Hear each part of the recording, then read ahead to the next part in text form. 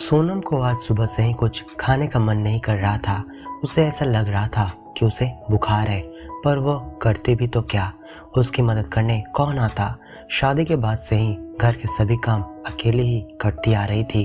अभी तक वही आलम कायम था, पर आज उसका शरीर जवाब दे गया।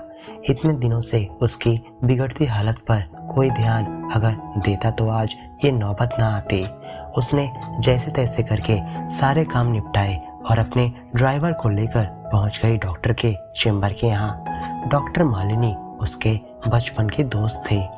उसके आते ही उसे तुरंत अंदर बुला लिया गया। उसकी हालत देखकर डॉक्टर मालिनी ने उसे फौरन अस्पताल में भर्ती होने की सलाह दी, पर वो मानने को तैयार ही नहीं हुई, यही सोचकर कि घर कैसे चलेगा।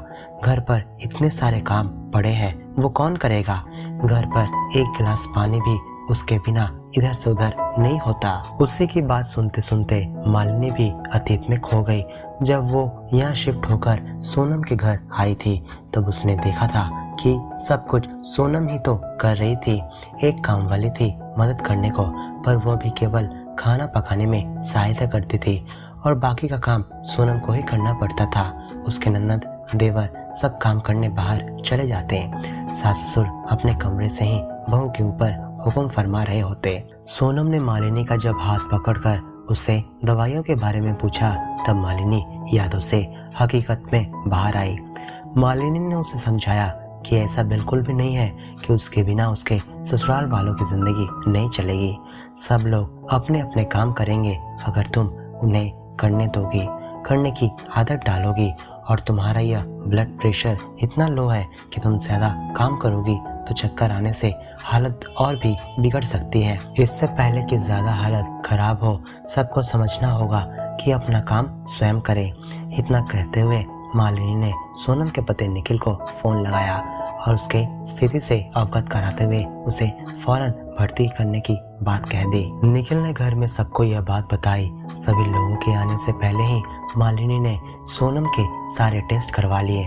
उसके टेस्ट में हर चीज की कमी पाई गई।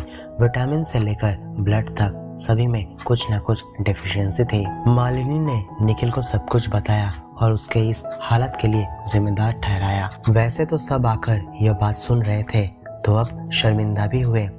मालिनी ने सबको समझाते हुए कहा कि हर औरत चाहती है कि वो अपना फर्ज अच्छे से निभाए, किसी को ताकि तकलीफ ना हो, सबके लिए हर वक्त हाजिर रहे, सब लोगों का पूरा ख्याल रखे, सबको अपना समय दे पाए। पर इन सब में वो भूल जाती है कि वो भी एक इंसान है, कोई मशीन नहीं। और हर इंसान के शरीर में आराम की जरूरत होती है। एक दिन 1 या 2 काम कम किया जा सकता है, लेकिन पर्याप्त मात्रा में आराम ना मिलने से शरीर को आजीवन हानि पहुंच सकती है। लेकिन इन सब में गलती सिर्फ औरतों की ही नहीं होती, घर के हर व्यक्ति का भी यह फर्ज बनता है कि जो व्यक्ति आपके लिए दिन रात काम कर रहा है, उसकी सेहत का भी उतना ही उन्हें ख्याल रखना चाहिए। पर वे वैसा नहीं करते हैं, इसलिए आज ये हालत का सामना करना पड़ रहा है। निखिल ने मालिनी से माफी मांगते हुए कहा, आप ठीक कह रही हैं, ये मेरी जिम्मेदारी बनती है कि मैं अपनी अर्धांगिनी का ख्याल रखूं, पर इस बार मुझसे बहुत बड़ी गलती हो गई है। पर अब से मैं और मेरा परिवार आपसे वादा करते हैं कि हम सब मिलकर आगे से सोनम का पूरा ख्याल रखेंगे।